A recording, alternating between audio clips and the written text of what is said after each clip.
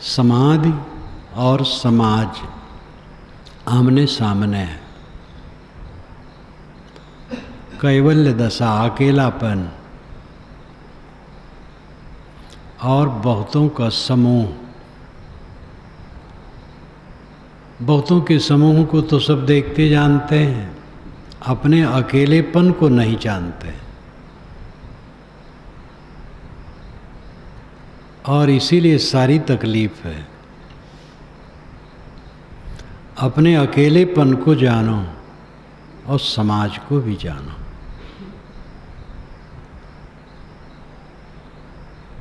समाज में सबको रहना पड़ता है। जो अद्भुत होते हैं वे भी समाज में रहते हैं। जहाँ रहते वहाँ आदमी तो मिलते ही हैं। उनको भी खाने पीने की ज़रूरत पड़ती है। वो सब सहज हो जाता है, लेकिन मनुष्यों का संयोग उनको होता ही है। इसलिए समाज और समाधि इन दोनों को अच्छी तरह से समझना चाहिए।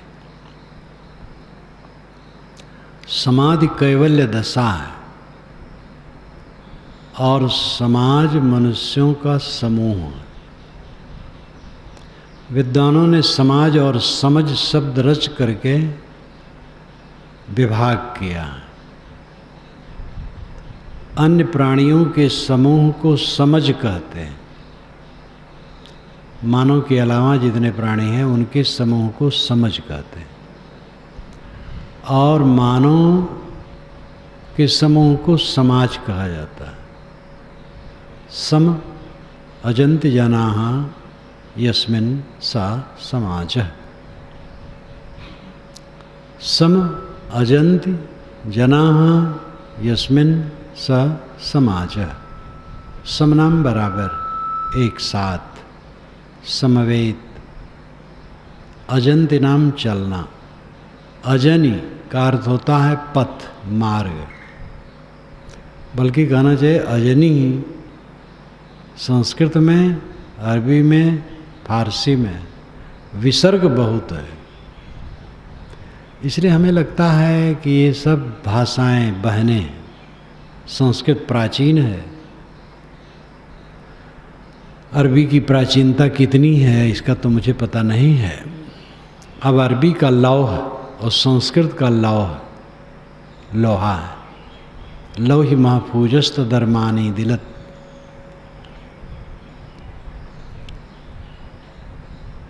अरबी का हरम, वेद का हरम एक है, घर। दुआहा देवी सिकण तो दुआहा। दुआ अरबी का और संस्कृत का, वेद का एक ही है। तो अरबी, फारसी, संस्कृत तीनों में विसर्ग बहुत है। सब अजन्ति जनाः। सम अजन्ति, अजनि, अजनि मार्ग, अजनि मार्ग, अजन्ति चलना। सम अजन्ति जनाः। जनाः बहुत से लोग। बहुत से लोग जहाँ एक साथ चलते हैं, यस्मिन् सा समाज है, इसलिए वह समाज है। एक साथ न चले तो समाज नहीं। एक साथ रहते हुए अगर आपस में प्रेम न रखें, संगठित होकर काम न करें तो समाज टूट जाता है। परिवार भी समाज है और समाज भी परिवार है, वो अलग बात है। संत साधु अलग अलग भी परिभाषा कर दी जाती है और एक भी। तो यहाँ समाज का अर्थ समूह है। चाहे वो परिवार का समूह हो, चाहे पार्टी का समूह हो, चाहे कंपनी का समूह हो, चाहे साधुओं का समूह हो, चाहे किसी का समूह हो, वो समाज है। सम अजन्ति जनाः यस्मिन् सा समाजः। सम एक साथ, अजंत चलते हैं, जनाः बहुत से लोग, यस्मिन, इसलिए सा वह समाज, समाज कहलाता है। एक साथ चलना, चलने का मतलब खाली पैर से चलना नहीं, चलने का मतलब है व्यवहार करना, संगठित होकर के व्यवहार करना। और उसमें त्रुटियां आती हैं, भूलें होती हैं। भूल हो जाए सुधार लो, दूसरे से भूल हो जाए उसको सुधारने का रास्ता दिखा दो, क्षमा करके उठा लो। स्वयं भूल हो जाए सुधार लो, जरूरत पड़े क्षमा मांग लो। सुधारना ही क्षमा मांगना है। जो सुधार लेता है क्षमा मांग लिया, खाली मुंह से क्षमा क्षमा करा करे तो का हो। और जहां एक से दो हुए, जिम्मेदारी बढ़ गई, और भूल न हो ये असंभव है। व्यवहार में भूल हो जाती है, और भूलों में अंतर होता है, किसी से ज़्यादा भूल होती है, किसी से कम भूल होती है। ज़्यादा त्रुटिपूर्ण भूल ये गलत है। गलत तो भूल सब है, लेकिन व्यवहार में ऐसा होता है कि जीवन मुक्त पुरुष भी व्यवहार करेगा तो कभी वो करेगा तो देखेगा कि इस ढंग से किया होता तो और अच्छा होता। क्योंकि व्यवहार में सब जगह दिमाग पहुंच जाए हर बात में, कहीं कहीं नहीं पहुंचती बात, भावना, समझ। व्यवहार में त्रुटि तो कुछ न कुछ सबसे हो सकती है। ये काम ऐसे करना चाहिए, ऐसा सोचा गया, लेकिन पीछे लगता है कि नहीं इस ढंग से किया जाता तो और अच्छा होता, तो उसको भी सुधारा जाता है। लिखते लिखते वाक्य लिखा जाता है, फिर उसमें सोच दिया जाता है इस ढंग से लिखना ठीक है, तो सुधार हुआ। तो व्यवहार में ऐसा होता है, जहाँ पूर्ण विवेक है, सच्ची स्थिति है, उसकी स्थिति में त्रुटि न होगी। जीवन मुक्त कभी जीवन मुक्त नहीं होगा, कभी अपना मन वो मैला नहीं करेगा, क्योंकि वो ऐसी दिव्य स्थिति होती है, उसमें भूल की कोई गुंजाइश नहीं। कौन विवेकवान अपने को दुख देगा? हमें किसी ने कुछ कह दिया, सुधार के लिए ताड़ना देना ठीक है, लेकिन वो मन में बनाए रखना कि उसने कहा था, अरे कहा था खत्म हुआ। सब तो शराब पिए हैं, सबके अंदर में शराब का नशा है, कब किसके मुख से क्या निकल जाए कुछ पता है? सब अपने अपने शराब के नशा को मारे। हम आप सब देहधारी उसी में हैं। जो अपने शराब के नशा को पूरा मार लिए हैं वही कृतार्थ है। साथियों ने कब क्या हमारे लिए कह दिया, कुछ कह दिया, हो गया। उसका हित है जब वो समझ ले कि अगर गलत कहाँ है तो ग्लानि करे और फिर वैसा न कहे। और हमारी समझ है चित्त से उतार दें, कहा खत्म करो। हरदम मन हल्का। विवेकवान अपने मन को कभी गंदा नहीं कर सकता। समाज में सहअस्तित्व की भावना से सुख होता है। यहाँ मैं परिवार को भी समाज कह रहा हूँ, पार्टी, संस्था, कंपनी, सबको समाज कह रहा हूँ। जहाँ कई हो गए, अनेक हो गए, समाज हो गया। दो में अनेक नहीं कहते, एक से तो अलग हो गया तो अनेक हो ही गया, लेकिन जब दो के बाद और होते हैं तो बहुत हो गए, तो समाज हो गए। तो समाज में सहअस्तित्व की भावना, भूल हुई सुधारो, दूसरे की भूल हुई उसको सुधारो, सुधारने की प्रेरणा दो, प्रेरणा देना बहुत जरूरी है। कभी कभी कुछ ज़रूरत नहीं रहती है, आदमी त्रुटि होती फिर सुधार लेता है। बात बात में किसी को टोकना नहीं चाहिए, स्वयं सुधार लेगा। नहीं सुधार पाता है तो टोकना चाहिए। मुझे एक व्यक्ति ने बताया कि मेरे कारखाने में एक आदमी ने प्रमाद किया। कुर्सियों पर बैठ करके काम किया जाता था और इलेक्ट्रिक साधन का संव्यूहन संगठन करना होता था मेज पर रख करके। तो उसने चीज़ें गिराई और कई व्यवस्था की। मैनेजर देखता रहता था सब। वो आकर के उसके पास बैठा और बताया कि ऐसा करना चाहिए, ऐसा गिराना नहीं चाहिए, इस ढंग से आपको नहीं करना चाहिए। स्वयं उसने उठा उठा के सब ठीक कर दिया और साफ कर दिया। एक दिन फिर वैसे किया।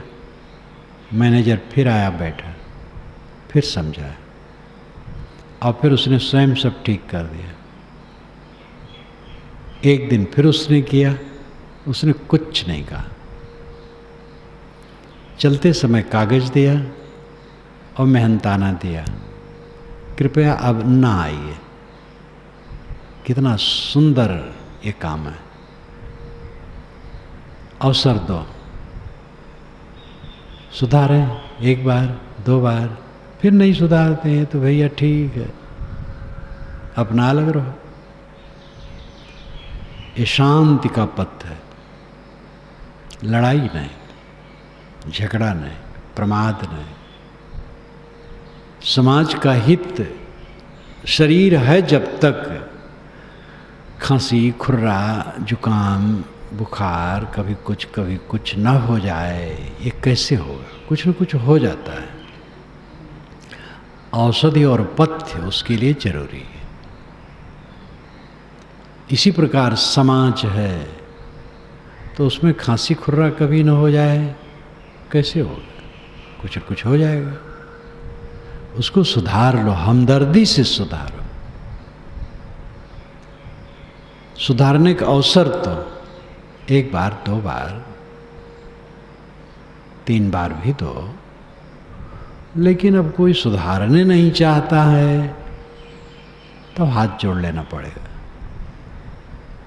उसमें भी विनम्रता से, सरलता से, उद्दंडता से नहीं। और ये आवश्यकता सबको पड़ती है, पति पत्नी में पड़ती है। पति पत्नी अलग नहीं होते हैं भारत में, अब शुरू हो गया है, अलग नहीं होते, लेकिन वहाँ भी सुधारने की जरूरत पड़ती है। हर जगह इसकी जरूरत है। सहो, अपना सुधार के रहो और दूसरे के सुधार की चेष्टा करो।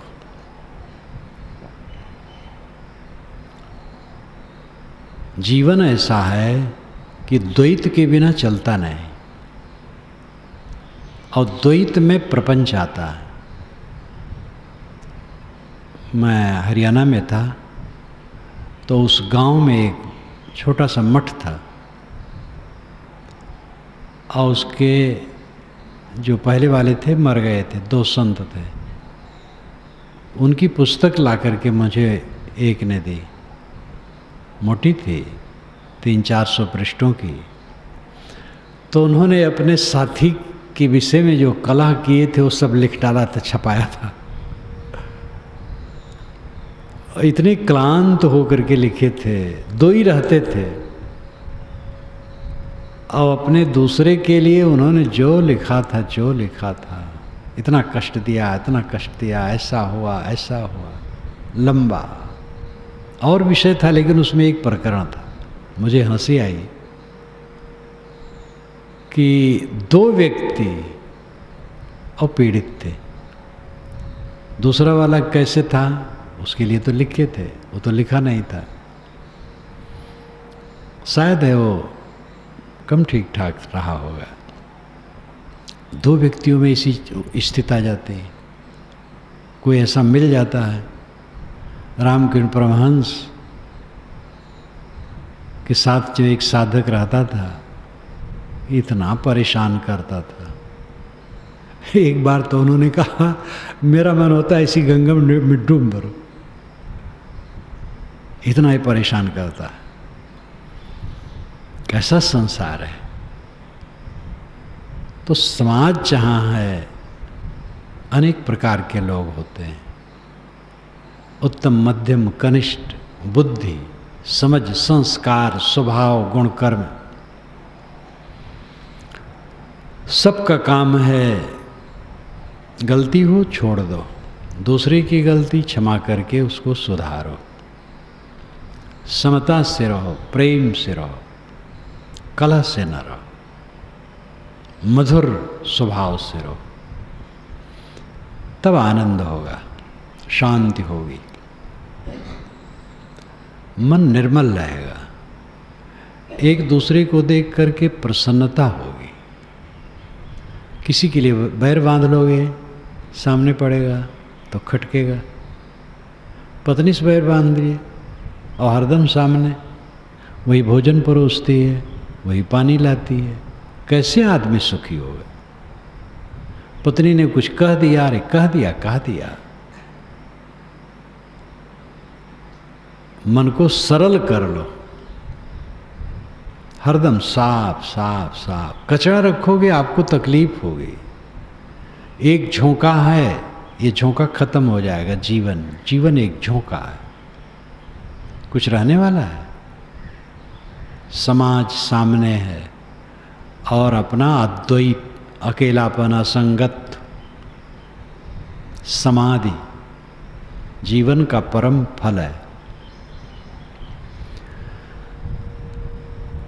अपने आप में स्थित हो जाना। सम आदि में दो पद है, सम और आदि। आदि नाम मानसिक क्लेश, सम नाम बराबर शांत। सम आदि, जिसका मानसिक क्लेश शांत हो गया, उस समाधि में हो गया। केवल संकल्प शून्यता समाधि नहीं है। संकल्प शून्यता तो जरूरी है, प्रपंच शून्य। स्वामी शंकराचार्य ने भी कहा है, ब्रह्म ब्रह्म कहने से मोक्ष होगा। प्रपंच शून्य जब तक नहीं होगे, दृश्य विलय नहीं करोगे, मोक्ष नहीं होगा। दृश्य विलय, संकल्पों का दृश्य शांत हो जाना। संकल्प ही दृश्य है।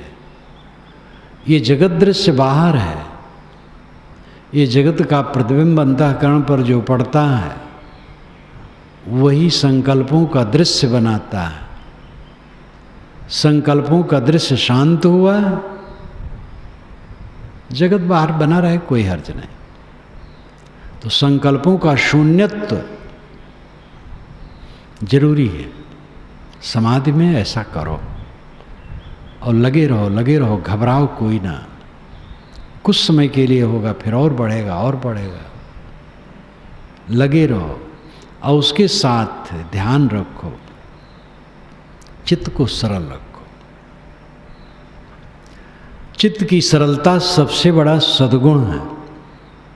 तेषामसौ विरजो ब्रह्मलोको नायेष जीवम नृतम न माया चेति। पिप्पलाद ऋषि प्रश्नोपनिषद में अपने इच्छा जिज्ञासुओं को उपदेश देते हुए कहा है, तेषामसौ विरजो ब्रह्मलोको। तेषाम असौ, उसके लिए है, विरजो ब्रह्मलोको, विरज ब्रह्मलोक, रज रहित, धूल रहित, गर्दा गुब्बार से परे ब्रह्मलोक। ब्रह्मलोक में गर्दा वर्दा नहीं उड़ता है, एकदम शांत। यह स्थूल अर्थ हो गया। विरज, रज रहित, विकार रहित ब्रह्मलोक है, मन है ही नहीं। तेषामसौ विरजो ब्रह्मलोको ना इस जीवम अनृत्यम माया चैत, जिसमें जीवम नहीं है, अनृत्यम नहीं है, माया नहीं।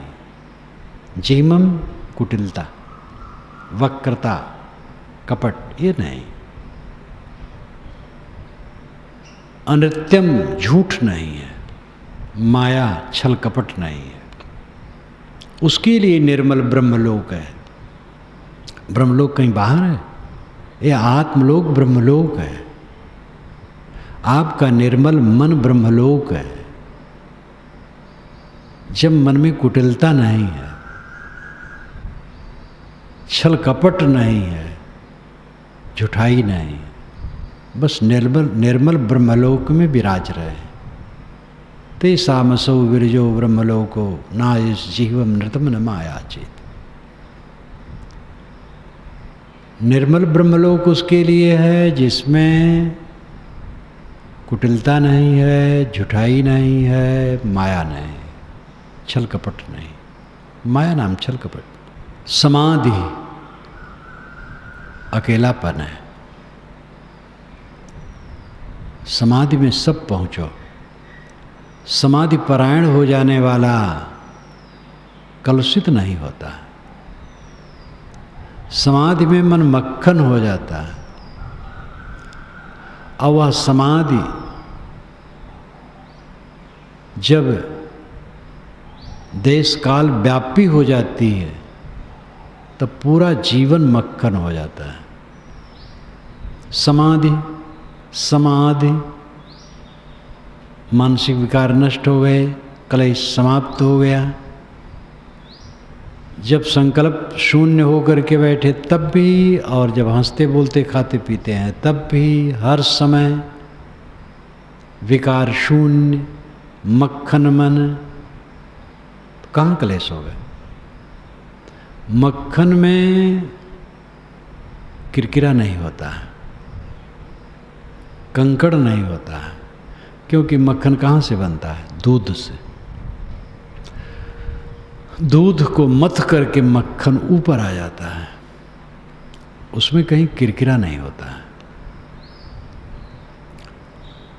इसी प्रकार जिसका मन मक्खन हो गया है उसमें किरकिरा कैसे रहेगा, क्लेश कैसे रहेगा? और क्लेश जब नहीं रहेगा तो दूसरे के लिए दुर्भाव कैसे रहेगा? अपने मन में क्लेश होने से दूसरे के लिए दुर्भाव होता है।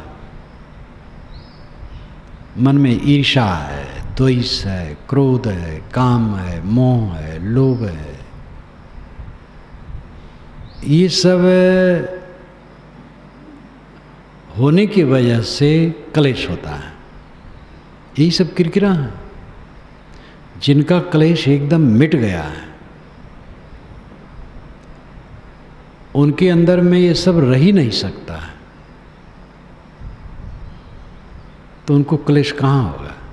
जो क्लेश रहित है सदैव शीतल है। ये जीवन का फल है, इस फल को प्राप्त करो।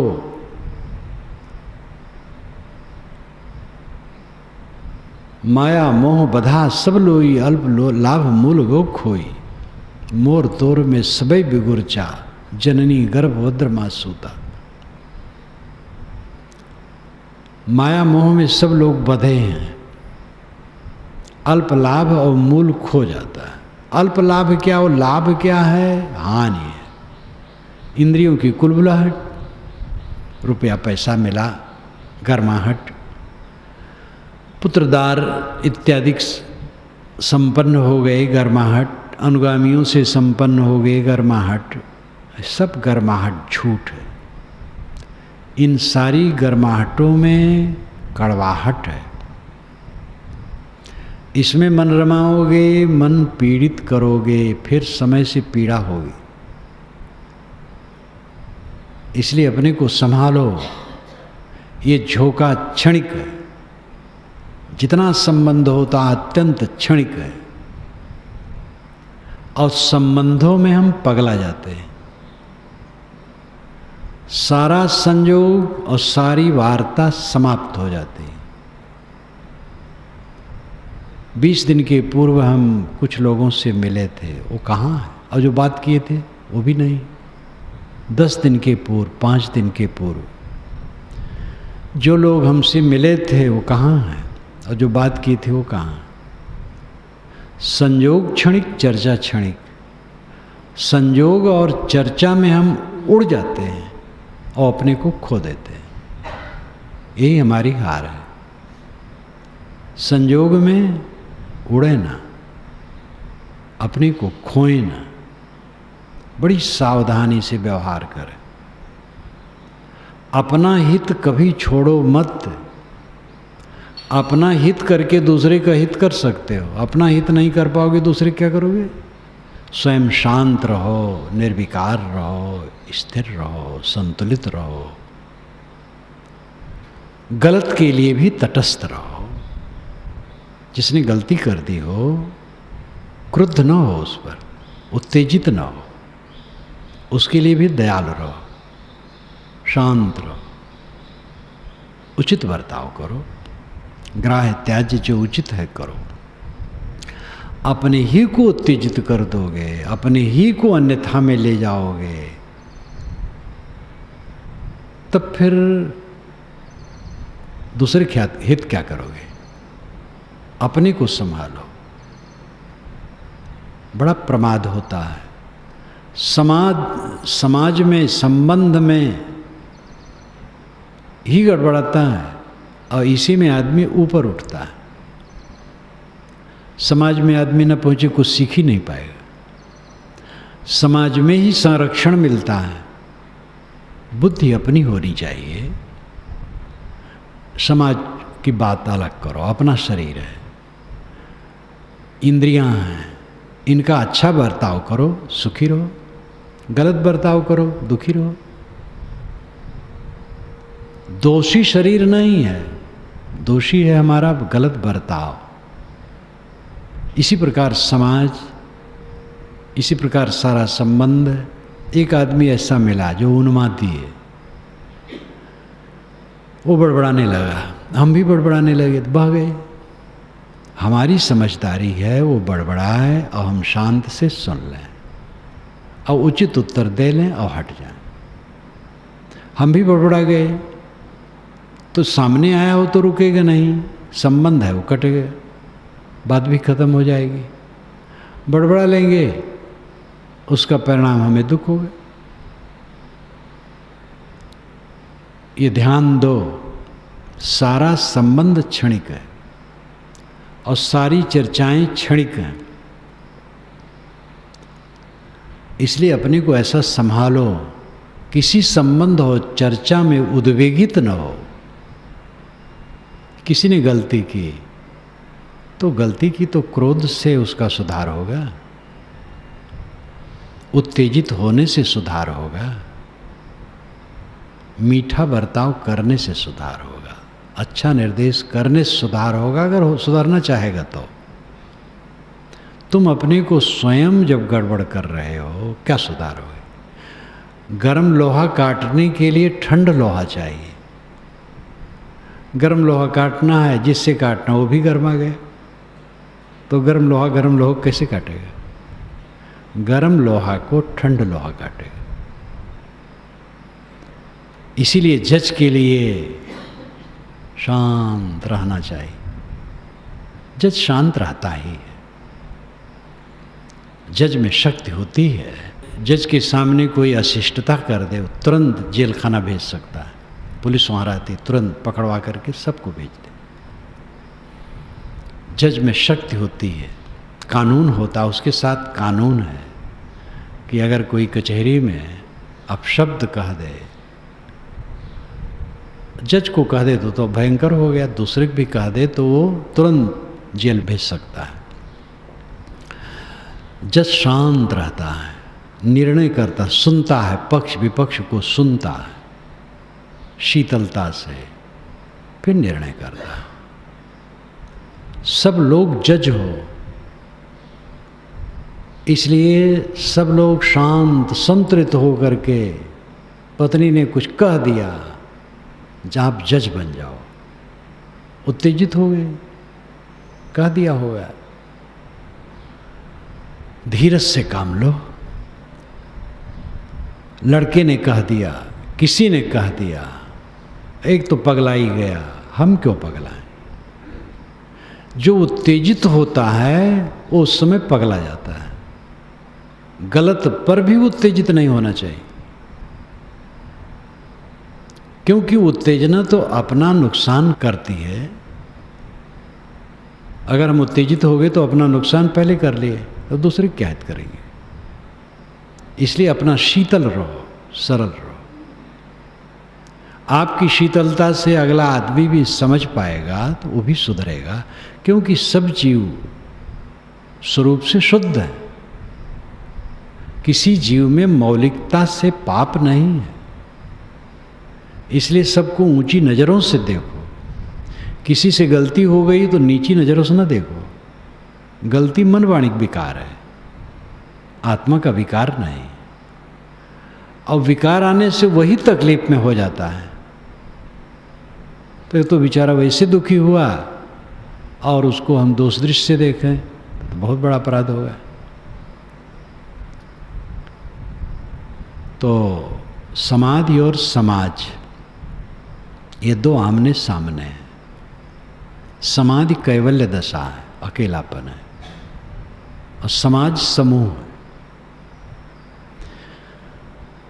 इस कैवल्य अवस्था की प्राप्ति समाज से ही संभव है।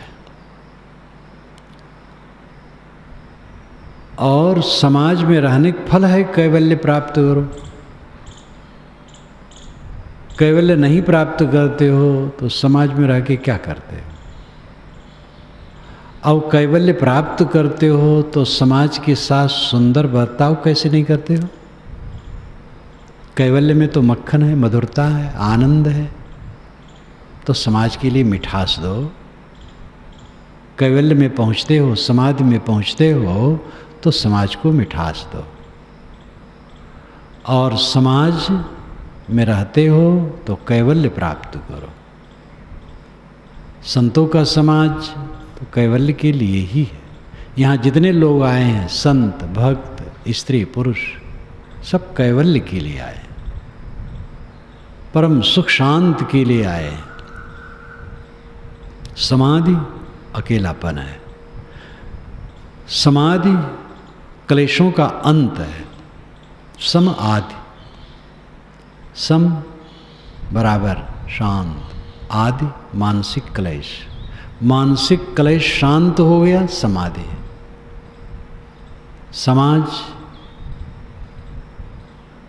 समजन्ति जनाः यस्मिन् सा समाजः। सम एक साथ, अजंत चलते हैं, जनाः बहुत से लोग, यस्मिन् इसलिए, सा वह समाज, समाज है।